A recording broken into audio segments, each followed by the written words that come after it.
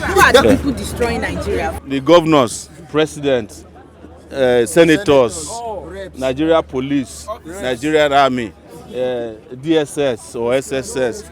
Everybody who is supposed to protect us, who didn't is destroying Nigeria. The teachers who are paid to teach, who refuse to teach, are destroying Nigeria. The doctors who are supposed to treat people who refuse when they are destroying Nigeria. The police officers that turn black to blue is destroying Nigeria. The custom officer who is helping smugglers is destroying Nigeria. The army that looks the other way when they are bandits and terrorists is destroying Nigeria. The media that refuse to report the truth is destroying Nigeria. Our prescription for Nigeria for revolution has made it very clear that the idea of a heterogeneous Nigeria is an excuse. There are only two tribes in Nigeria that I know, the oppressors and the oppressed. Those are the only two. That's not heterogeneity, it's just two branches opposing each other. So there's no Hausa person that doesn't go hungry, or Igbo man that doesn't go hungry or don't get sick. So, but with regards to Nepal, I have, when it happened last week, a lot of Nigerians are always excited about something that happens elsewhere. And when it is time for them to do it in their own country, they will go and queue up to eat jollof rice. And that's not a sign of people who are serious. Yeah, the number of youths in Nepal that changed the government in Nepal, probably there about 1 million. The number of youths that went to queue up for a rice that they couldn't get was 20,000 registered. So imagine. We need to get more serious. That's my position. But rice does not stop anything. She's just that is her business, and she needs support. I didn't mention anybody's name. I don't even know who was cooking rice.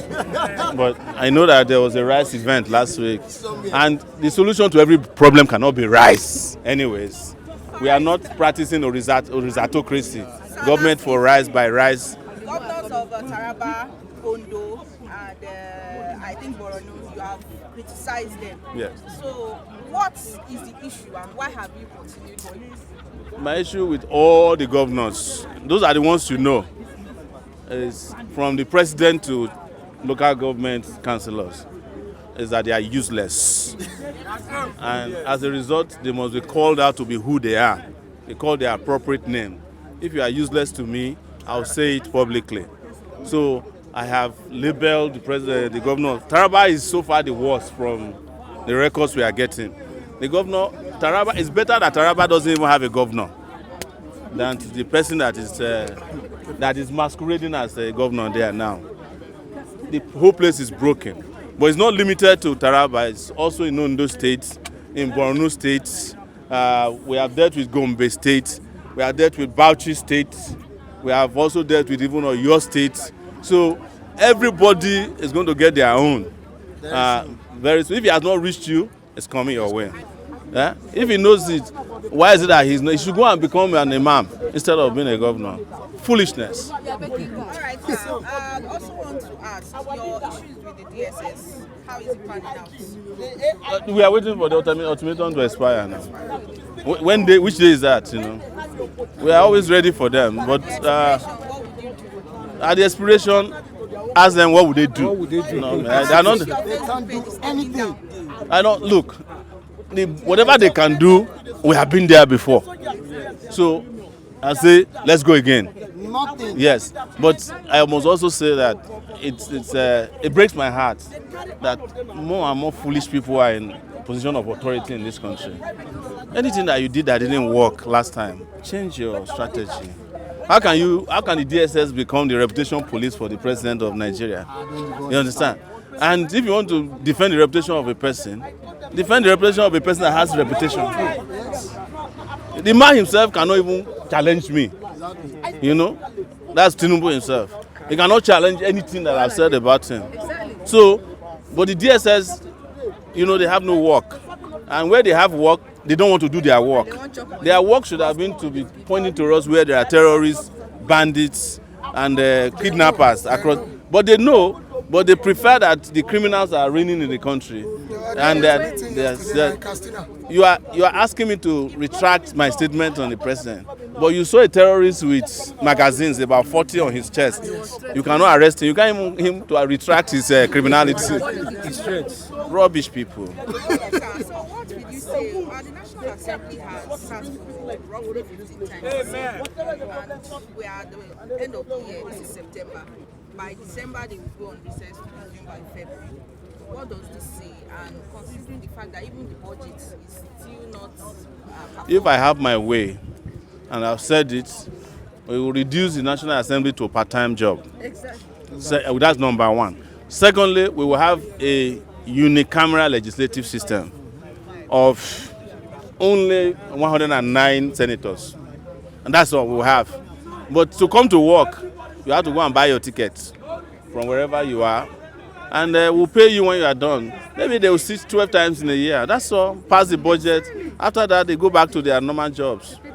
Yeah, these ones are not. They are not National Assembly people. These are hustlers, you know, businessmen, Yahoo, Ponzi schemers. You know, these are. It's not yet campaign, and then we are seeing the billboard of the APC flooding everywhere. And then in reaction, INEC has also raised alarm about early campaigns. In the first place, INEC is one of the branches of the APC.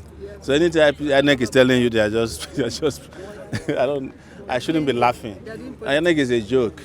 But whether they do early campaigns or late campaigns, what would have been important to me is for the Nigerian people to actually take a stand against the APC or any other political party that has betrayed them in the past, whether it's APC, PDP, or their junior sister or cousin or uncle in the ADC, or any one of these fake political parties.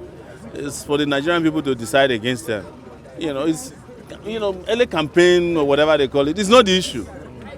It is their inability to deliver on any campaign, whether it is done early or late.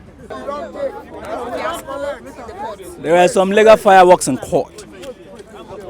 And I think I want to use the opportunity to advise the judiciary.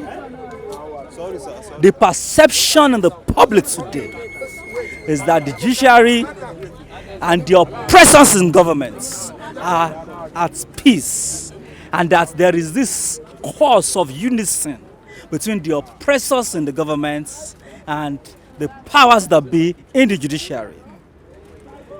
The popularity of the judiciary today is at its lowest ebb. People are angry and they are complaining, alleging that the judiciary is in consort and in bed with the oppressors of the people. Section 66B of the Constitution vests the judicial powers in the Federation on the courts established in Nigeria for that purpose. The authorities and powers to adjudicate on all disputes between the governments and all persons and authorities in Nigeria is vested in the courts. True sovereignty and power resides in the people.